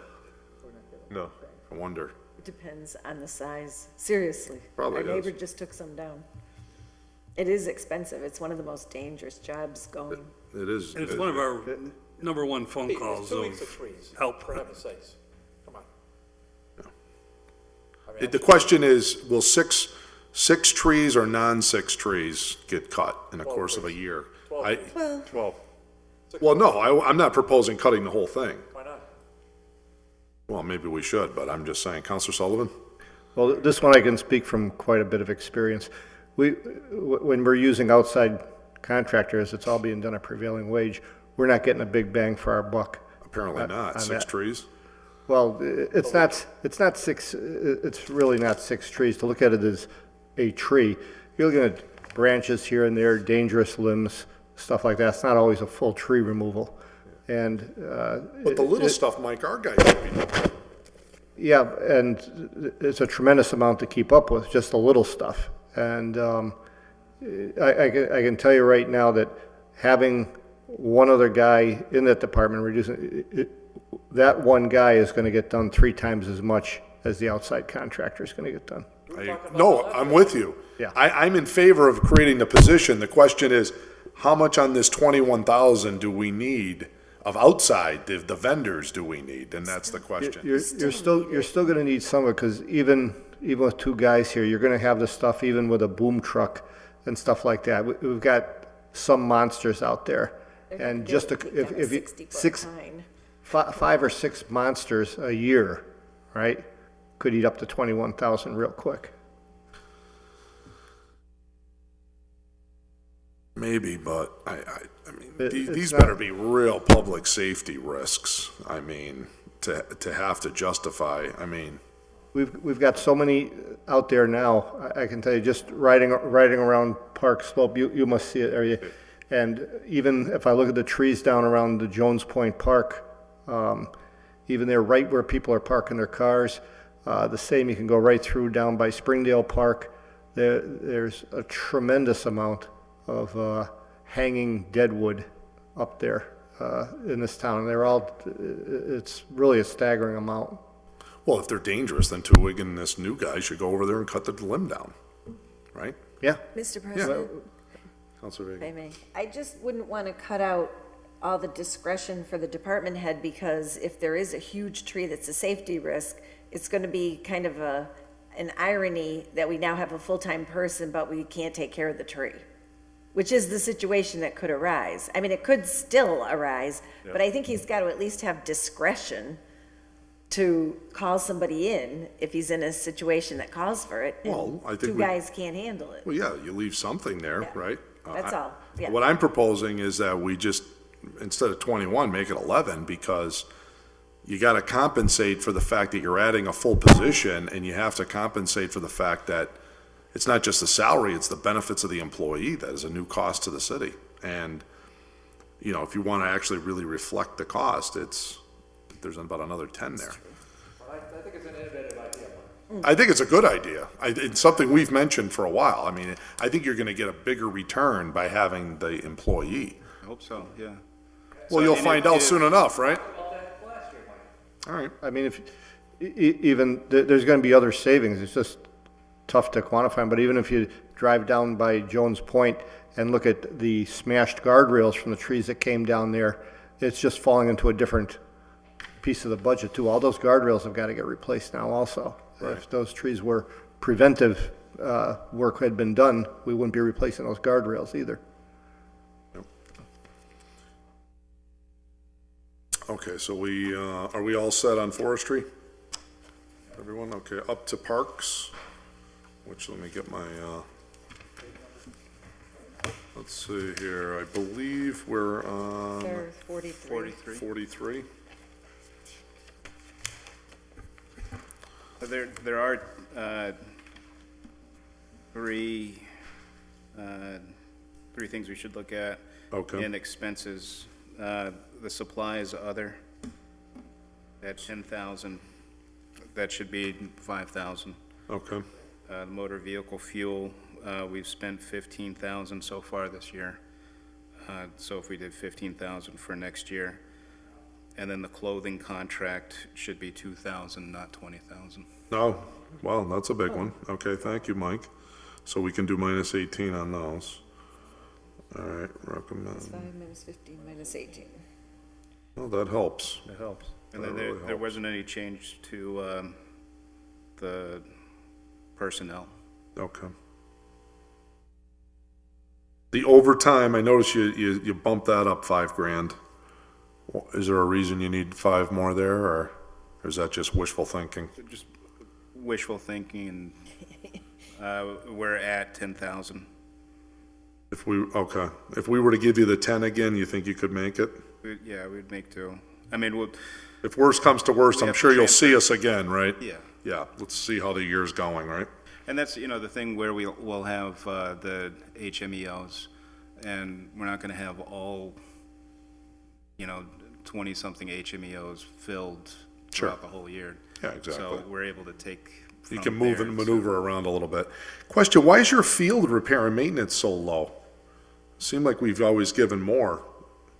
Seems like 70 doesn't seem like it's quite enough. We've spent 71 Oh, okay. this year. That's cutting the lawns and for the baseball diamonds and all that stuff? It is, yeah, and the fertilizer and, All right. Oh, good. We always want to encourage efficiency. Yeah, I think this is a great budget that you put forth. I think, yeah, I mean, especially for your first one, I thought you did a great job. one thing to note, back in parks, water and sewer, we're requesting 50,000, On what? water and sewer, 52,300. 52,300 And the water. expense, the second one down. Okay. The spray parks use a lot of water. Yeah, which is fine. We want that for the kids, so that sounds good. All right. Mr. President? Yep. And by the way, we get a big bang, because if you don't do that, goes your hydrants. Yeah. We saw that years ago. Counselor Bartley. Yeah, that's a good point. Just, I know we're on the budget, but just a quick update, Mike, where are we with the shut-off notices? Where, Oh, can we save that thunder till we get to sewer budget?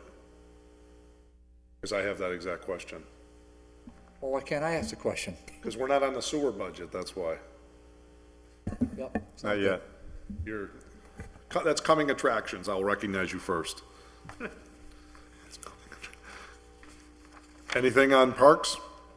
I'm all set on parks. Did you do city engineer before I walked in? Yeah. Oh, did you? Yeah, we already did engineer. Okay. Did you want, no, and courtesy to you, do you want to If you go don't back? mind. Yeah. Just an overview. I mean, I think I like what I see, but So that's on page 29. 29. Mike, you're an engineer. Yes. First time since Craig Dolan we've had an engineer in this position. It's like, yay. So this, once still-alone department comes under your umbrella now. And I guess what I'm seeing is you're gonna have 2 civil engineers with the general construction inspector, Correct. and there's a slight savings.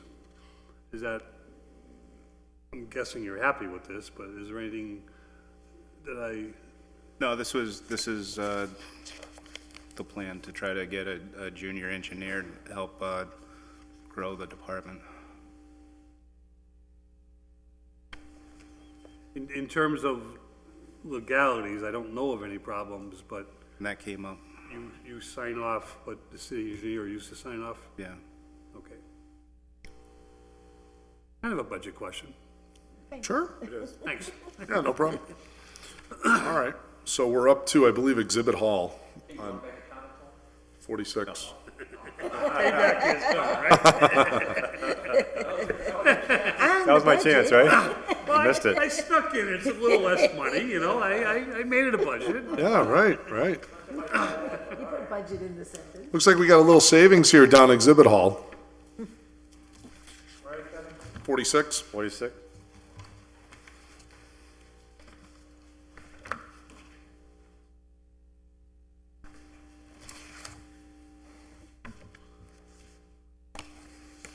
All's well down there, I assume? Correct, yeah. Okay. All right. Moving right along. Favorite topic, page 49. Wastewater treatment plant, which is 4950 and 4950 to wrap it up. Counselor Bartley. Go ahead. Just an update. Where are we, Mike? Shut off, yeah, that was gonna be one of my questions Yeah, that's a is, shut off, Mike. I mean, because as you know, we're, certain corridors of the wheels of government here like to beat us with a mallet about, raise them sewer rates, and our response was, raise them shut-offs. And we're looking for people that are not paying and who meet the criteria. And we've created this law to, go collect that deadbeat collection when did we rate. create the law? A year ago. Oh, a year ago, all of that, no. And just wondering, between yourself and Mr. Conti, and how is all of that coming about? And are we seeing some headway, and are we beginning to shut people off? So the water department developed a procedure, a shut-off procedure, and gave it to DPW as a draft. It seemed, I don't know if onerous on DPW is the correct word, but it was very rigid. The way it was drafted, we would have to pay them a set fee every month to shut off up to a certain number of houses per month. And then there were also other requirements where if the shut-off valve was buried or broken, it would be on DPW to repair that valve so that it could be shut off. But we were gonna add those costs to their bill, I believe, right? I believe that was what they were supposed to do.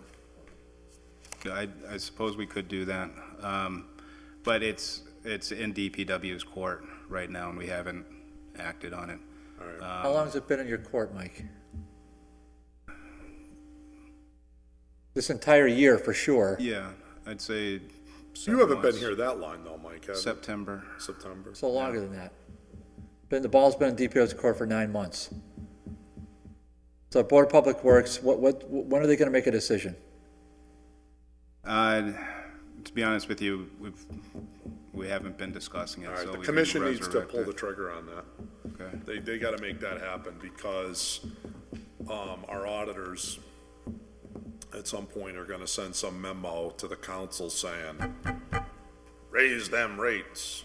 And we're gonna say, hell no, at least while I'm sitting here. Because my objective is to make sure that, and I can't look constituents in the eye and say, hey, thank you, you're part of the 85% that pay and the other 15 that don't pay.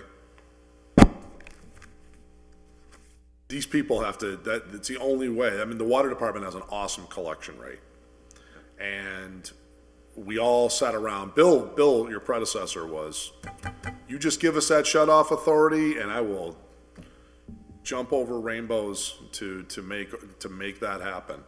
And that type of level of commitment to it, I think, is gonna have to happen. And if we can help mediate maybe certain nuances, if you think the water department's being unfair or unreasonable, please contact me and I will sit down and, have a conversation with Dave Conti and the commission. I'll advocate for you, because we want them to be reasonable too as well. But we really gotta make this happen, because that 700 to 800 grand that we're not collecting because of this, that's gonna make a huge difference. I think our collections have improved over the last few years, and I don't think that 700 to 800 grand figure is still what's out there year in, year out. Do you want to send us a communication with an update on that figure then? Yeah, why don't we go through the revenue and what's the total charges and what's the total payments, and let's look at our AR again. Yeah. But, we shall see. Counselor Bacon. Thank you, Mr. President. I do recall that the Water Commission was open to doing it, but I also recall that they were very concerned about incurring additional costs. Yeah. And so I'm sure that they were being protective of their budget in terms of the contract that they sent. But if they did go sort of a you pay ahead kind of approach, I certainly think there's room to go back and forth in terms of pay as you go versus paying ahead. Right. So I don't think it's you have to take that deal or there is no deal, I guess. And would be because the they point. recoup their costs. on the people that don't pay their water bills. Right. So what they're trying to say is, you gotta go recoup your costs of collection on these people. So, we wanna make sure though, that they could incur, there should be an add-on to the bill. They shouldn't ask you to front the money until these people pay it. I think it could be, added to the bill situation.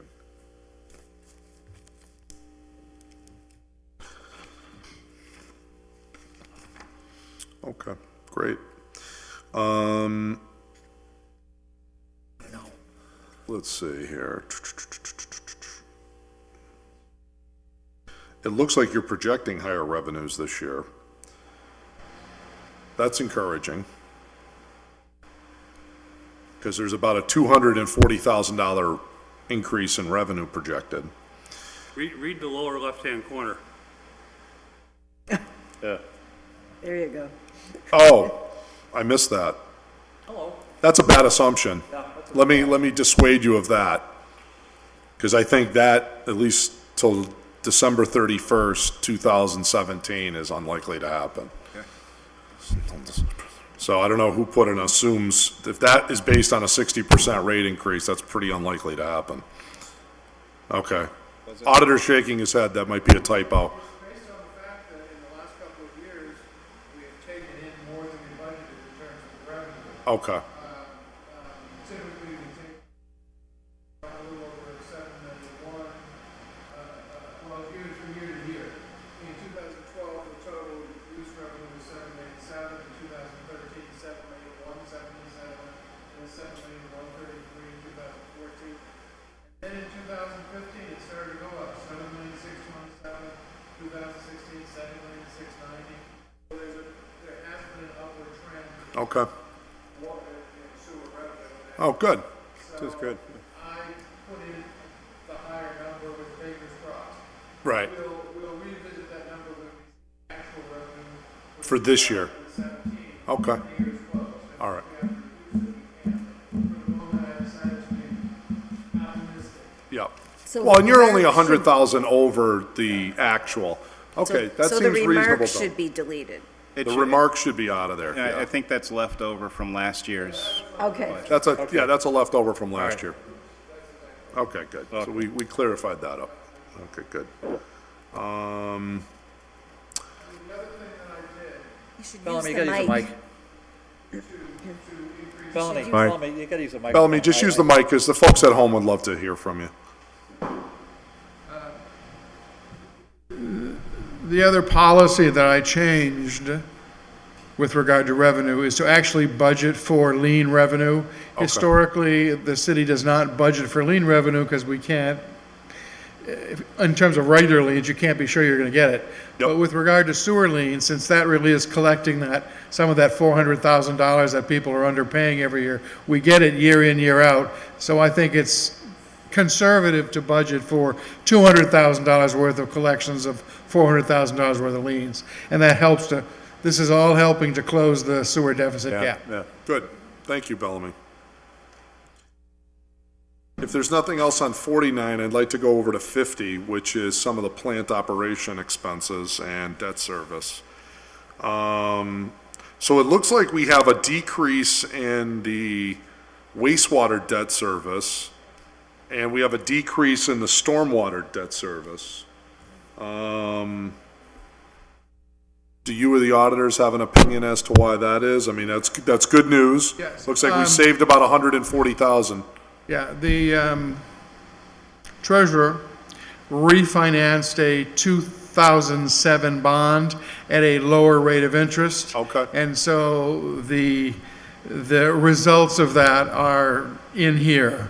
Oh, good. I believe I can't remember what the savings were over the full 10 years of the new bond, but it could have been 500,000, 585,000 over the 10 years. So you're seeing that in here. Super. Kevin, what object code are you on? I'm just looking at the overall on page 50, Okay. that if you look at the wastewater principal and interest and the stormwater principal and interest, the aggregate is, we went from 1,700,000 to 1,550,000. Okay, gotcha. So we're saving about 140, 150, so that's a good thing. Which is helping our overall plant operations and, budget. Okay. The rest of it looks reasonable Just to on me. on that, Bellamy, where, Bellamy, just go to the microphone, 'cause I have to ask you a question. With GDF Suez, where are we with that contract? I mean, does GDF Suez, how long are they gonna stay in Holyoke operating that plant? Is that a year-to-year event? Is there, what's the long-term prognosis for them? And if you could just give me a little bit of a explanation of where, I think that's a question for Mike, not It's for a- me. It's a 20-year 20-year contract. that started in '05. And we're in year 12. Yeah. 12? okay, It's got a 1-year out clause, though. that's my, okay, then that's what's triggered the thought. So there's an out clause for whom? For the city or for both parties? The city has an out clause. And GDF, they don't, do they have an out clause? I'm not sure if they have an out clause.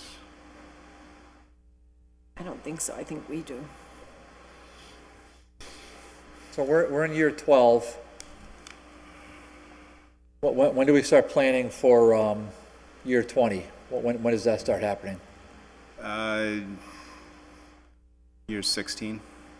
Okay, and then where are we with EPA and our combined sewer overflow and whatever other restrictions they're going to land on us at some point in time? The bill would always kind of come in here and he would bring that up, but then we skated another year, but Yeah, and the EPA is talking about going from an administrative order against the city to a consent decree. And the consent decree would be the next level and it provides a legal framework to force the city to do corrective actions on a set schedule. So they're talking that the consent decree would be coming at some point soon. so a consent decree does what? They impose, There's fines, and they would require that CSOs be eliminated by a certain schedule, and if those schedules aren't met, there'd be additional fines and penalties. so what do we do? Do we bond for this stuff like Chickabee's been doing? Do we, what's the plan? And Bill's was getting some grants to help. Yeah. We've been complying with these additional ones, like we've had to do, but he got one grant for 350,000, he got another one for And we're- almost $1 million, yeah. and. We're you know. still working with grants. Ty and Bond is currently designing the elimination of the Jackson Street Right. CSO I mean, we're still project. doing stuff We're doing stuff. We're just not doing it as fast as they enough. want it. Yeah. And the city also never completed the long-term control plan, which is that ultimate schedule. And by not completing it, we've been able to say, well, we don't have a schedule. Who's supposed to complete it? The city. Technically. The city. Maybe, I mean- maybe at some point we should do, maybe in the fall, we should do a debrief when you have a minute with the council and we can just kind of Yeah. bring everybody up to speed on this topic, something over the summer you could kind of prepare out a little, slide deck or presentation and we'll. Yeah, and the latest Where we're at, where things are and. administrative order that the EPA has given the city is to complete the long-term control plan. Which is basically just a commitment to do certain things, Correct. yeah. Which But seems it also- reasonable. I mean, if you're a court, you want to have the parties agree to the expectations of the parties. So I can see why, it puts the EPA plaintiff or DEP plaintiff in a difficult position when you haven't committed to actually do a fixed thing. So I can sort of see it from their perspective. Of course, you know, this is the state government once again and federal government creating these rules and then not funding them when federal law says they're supposed to give us 55% and, you know, blah, blah, blah. So it's like they don't follow their own laws, but it's like, well, ignore these appropriations laws, but let's strictly enforce these EPA laws. It does sort of seem sort of counterintuitive, but there you have it. How close are we on Jackson Street? They're wrapping up the plans this month. And that's another part of the administrative order is that I believe it's by the end of next year we go out to bid. Does that sound reasonable? Yeah, it does sound reasonable. It's just coming up with the money to do the work, which I think is roughly $5.5 million. I didn't see that in the bond proposal. Did I? No. That came to us earlier? No. Seems like it would need to be there. And we're also, you know, we're going to be looking for grants or other places where we can get assistance and not have to bond for the full The amount. whole thing, yeah. Thank you. Damien, in a letter of communication to us dated June 1st, 2017, sent us a letter saying that he's ready to go forward to fill the demo supervisor and demo Yeah. worker positions. Yeah, we You want to give interviewed us a her. brief update on, those were all funded, then they were cut because they were never filled, and they were going another direction. Now there seems that there's an appetite to start doing this again. You want to just bring us Yeah. up to speed on that? So recently, well, before that, he sent that letter. We interviewed a candidate for that position. He seemed very capable and energetic, and he has, asbestos removal license. This position, it's not just a demo position; it's also a building maintenance. I think it's building maintenance and demolition supervisor. So the intent is to not just take down buildings, but to keep the buildings that the city has in our portfolio in a condition where they're usable. So with that that person, there's a lot of work that could be done in the city. So it looks like they put into the budget $117,000, $118,000 to page 22. Property maintenance demo supervisor, property maintenance demo worker. It looks like 3 positions. Right, and this is just for the supervisor. The goal would be, the idea was to hire the supervisor first, and once he gets up to speed, to hire the workers. When do you think the workers would reasonably be? If we can hire this guy, it would probably be in 2 months. Mr. President, Counselor Bacon? I supported the creation of these positions last year with a little bit of reluctance. The problem I'm having is that I see a contradiction in terms by the administration relative to building demo, which is we have the community development block grant, all the money for demo is stripped out of that, and yet we're building city government.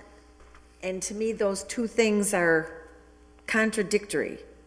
We had money coming in that we could have used, we're not using it, and yet we're increasing positions, money in the city budget that we're already in a deficit for, out of an argument for savings. And I'm just not seeing the synergy there.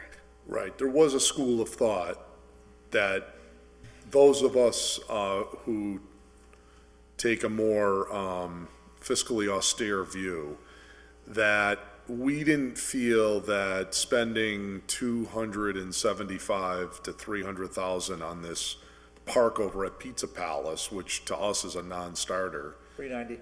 Thank you. 390, underwritten, by the way, largely with CDBG funds, which could have eliminated the need for this expense, because we could have funded it with that.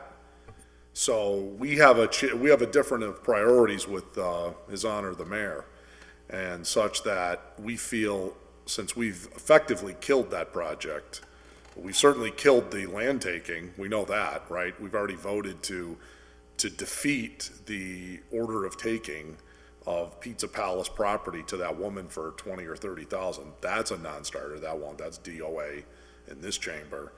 And now, if you don't own the property, you won't need the money to spend on the park. And my point is, since that money all just got freed up, why don't we go pay for our demo workers with that now, and then use the other half to, I don't know, any of a sundry of things that you could do to, fix sidewalks, Lord knows what. We've just freed up about 300 grand into CDBG. So it would seem to me we really don't need to spend this 118,000 here in page 22. We could fund that with CDBG money. Well, I mean, the supervisor, to have a supervisor on, who's a city employee, I guess I'd be receptive to that, but I think to Kevin's point, what we were saying here, it's really Mike Sullivan. He was really kind of leading the charge in this 2 years ago, and we couldn't get the mayor's ear on it. We tried, but he went a different direction. But ultimately, and I told him, you're gonna have to come back to us. Shrugged his shoulders. Well, he came back, needed 10 votes, got 3. So I don't think it's gonna get too far anymore. So now that money's there, Mike, I would strongly encourage you to reach out to the mayor, especially relative to, object code 51202. I mean, maybe 01, the supervisor, if this guy's a real dynamo, there's somebody that you really think is going to add benefit to the city, then. Well, David, why don't we fund the supervisor out of the CDBG money as well? Because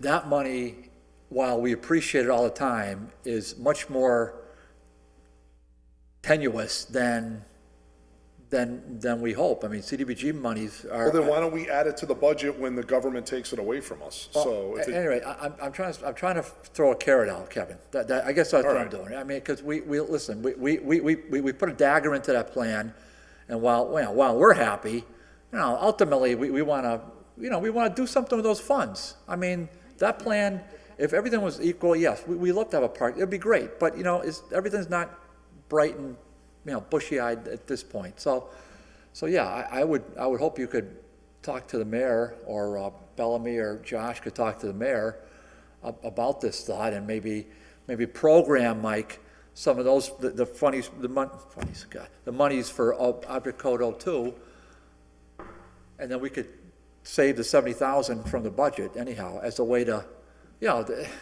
listen. I mean, we had our win.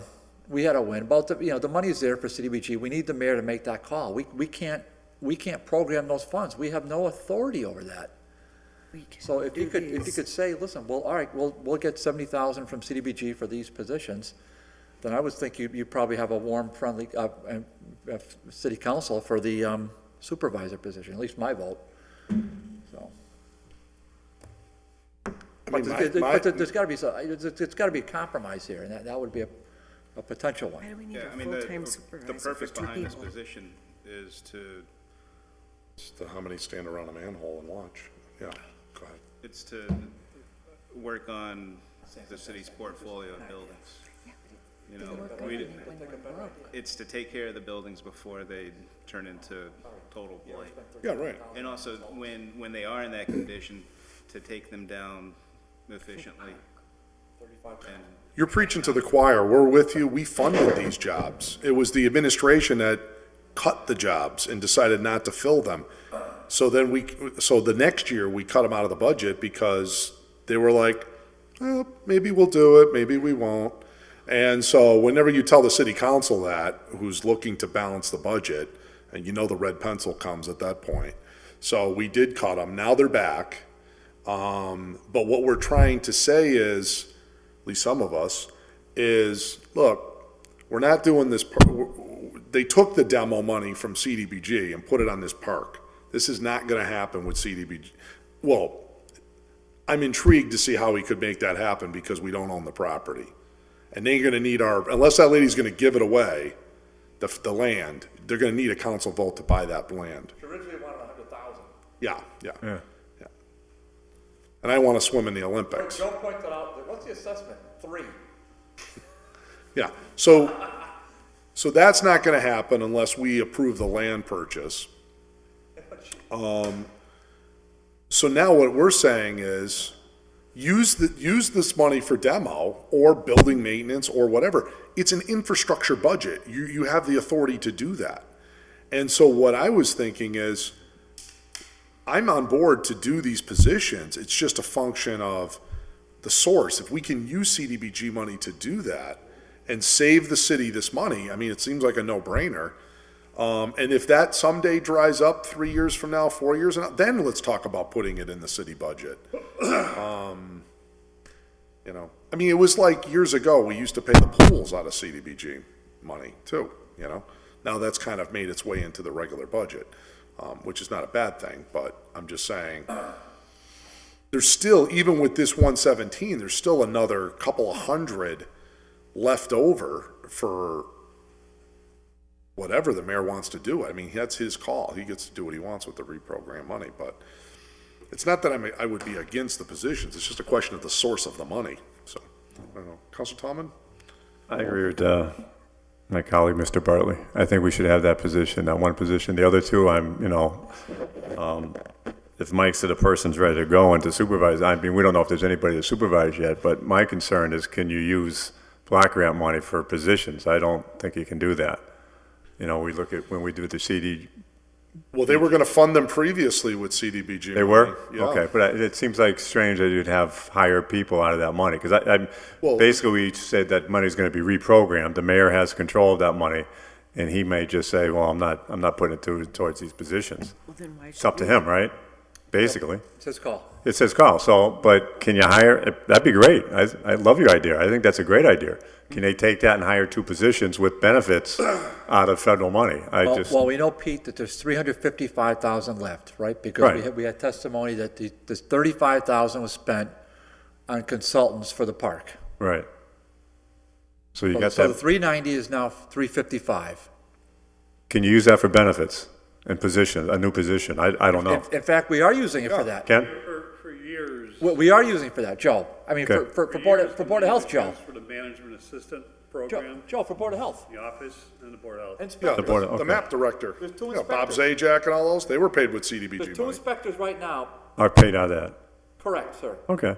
Well, we send the mayor the message, and he does what he wants. If he doesn't do it, then he doesn't do it. So- Okay, Let's so, just have Mike, I don't want to send a message. Just No, have Mike. that's what I mean, through Mike or Mike's a through good the auditor. messenger. Yeah. I don't want to send we sent the message last Tuesday. Oh, right, we didn't want it. So that's, now the money gets reprogrammed, right? Up to him. And then we just see where it goes. Now, I appreciate the carrots and the compromise, but let me understand the thinking on if the worker bees, we're all on board to pay them out of CDBG. What's so magical about not paying the supervisor out of the CDBG as opposed to this? Okay, I'm okay with it. Okay. Listen, I'll. All right. If he can get the whole. I love enchilada, carrots, it's just, if I can save, He, the mayor. 50 runs the grand, I runs like the whole that too. program, so I don't know what he's gonna say, but at least we get part of it. Right. That was my thinking. I just If he- say- If he wants to give all of it, even better. I may be oversimplifying, but I don't want to hire a supervisor to supervise nobody. okay. This guy, I think we've vetted He's the not just a issue. supervisor, he's gonna do some work, I believe. That's what Mike stated, right? right, would be a working supervisor. Right. And even if there is no demolition, the guy that we interviewed is skilled. He can do asbestos abatement, which is everywhere. So he has other skills other than just supervising demolition. So he would do that alone? Yes. Not demolition work alone, but there would be some work that he could do alone. We'd have to And give then him an expense if budget. there was demolition done by an outside contractor, he would be, on that project as well. I mean, there is so much infrastructure needs in this community that, and we have so many wonderful parks, to think that we can't find $300,000 of work to be done around here. I'm sure you could easily find. Kevin, we did. Right, but we did. funded the position for a whole The committee year. found that. There was more than that, Kevin, so I we mean, know. really? I'm sure they'll have no problem spending money. Okay, great. I think we've got our arms around the issue. Anything else for, so I'm glad we had that. We had a chance to go through Mr. Cody's letter. We had a chance to discuss page 22.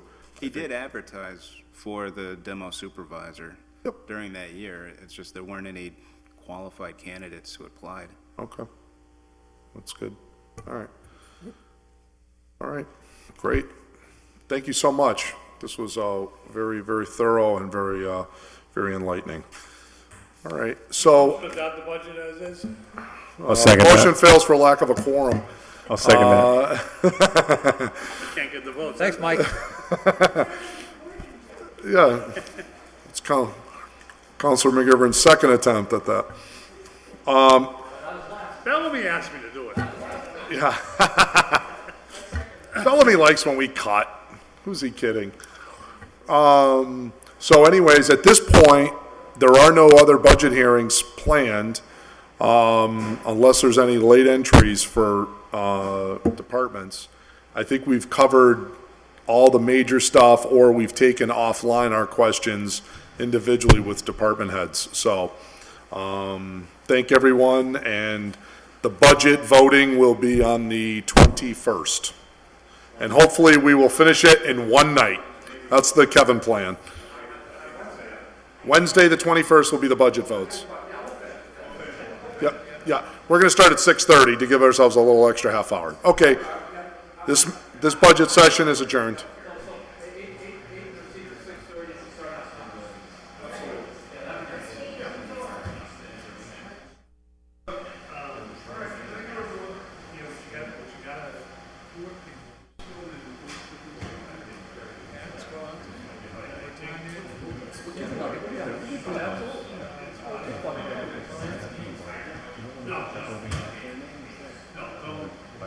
By Mackenzie, the field house. They kept anything that you wanted? It was down in May. Did they do, did you think that was the